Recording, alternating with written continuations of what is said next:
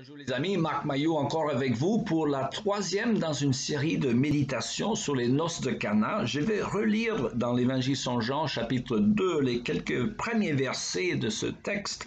2 jours plus tard, on célébrait des noces à Cana en Galilée et la mère de Jésus y assistait. Jésus avait aussi été invité au mariage avec ses disciples. Or, voilà que le vin se mit à manquer. Et la mère de Jésus lui fit remarquer, ils n'ont plus de vin. Écoute, lui répondit Jésus, est-ce que c'est toi ou moi que cette affaire concerne? Mon heure n'est pas encore venue. Et sa mère dit aux serviteurs, faites tout ce qu'il vous dira. Il y avait là 6 jarres de pierre pour que les Juifs utilisaient pour leurs ablutions rituelles, et chacune d'elles pouvait contenir entre 80 et 120 litres. Jésus dit aux serviteurs, remplissez d'eau ces jarres. J'arrête la lecture là, vous connaissez la suite, bien sûr. Jésus transforme l'eau en vin. Et voilà la suite de notre histoire. Mais le verset 4, à mon sens, et je suis la logique du pasteur Keller, j'ai consulté d'autres commentateurs dessus, je pense que c'est lui qui a raison. C'est le verset 4 qui donne la clé de la compréhension de ce passage. Marie vient de voir Jésus et lui demande de faire quelque chose. Et Jésus répond avec cette parole difficile à traduire, selon les versions de la Bible. « Femme, est-ce que c'est toi ou moi que cette affaire concerne? Mon heure n'est pas encore venue. » Alors, de quoi parle-t-il ici? Il semble qu'il y a une contradiction. Et d'abord, il semble dire non à la requête de sa mère. Mais ensuite, il fait le miracle requis comme si il a tout simplement changé d'avis.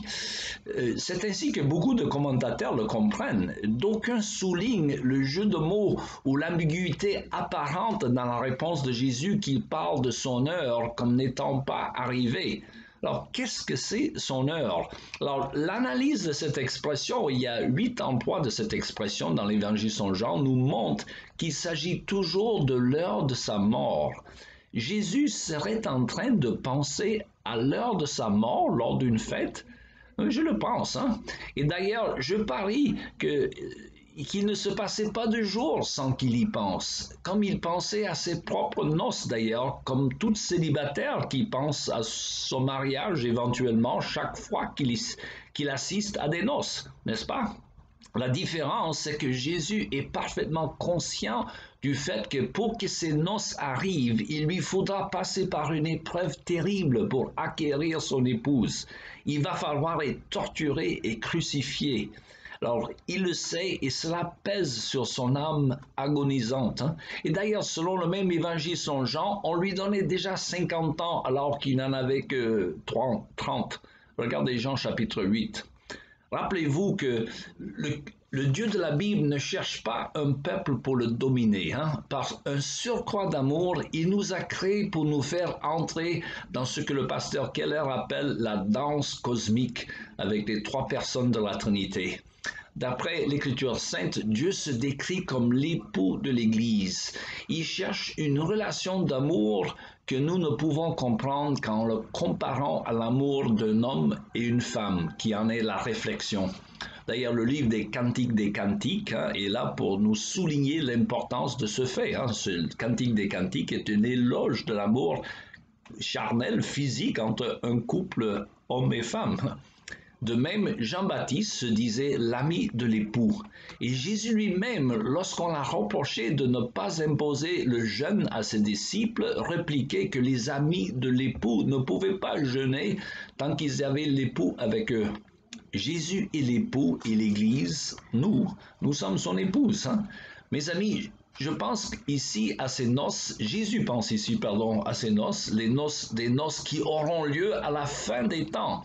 Mais pour obtenir le vin et la joie, car le vin est toujours symbole de la joie dans la Bible, attention, la Bible condamne clairement l'ivresse, mais le vin est symbole de la joie, et pour obtenir ce vin, il faudra passer par la purification. Autrement dit, pour les Juifs, avant d'accéder à la présence de Dieu, il fallait se laver, se purifier rituellement avec l'eau que contenaient ces jarres habituellement.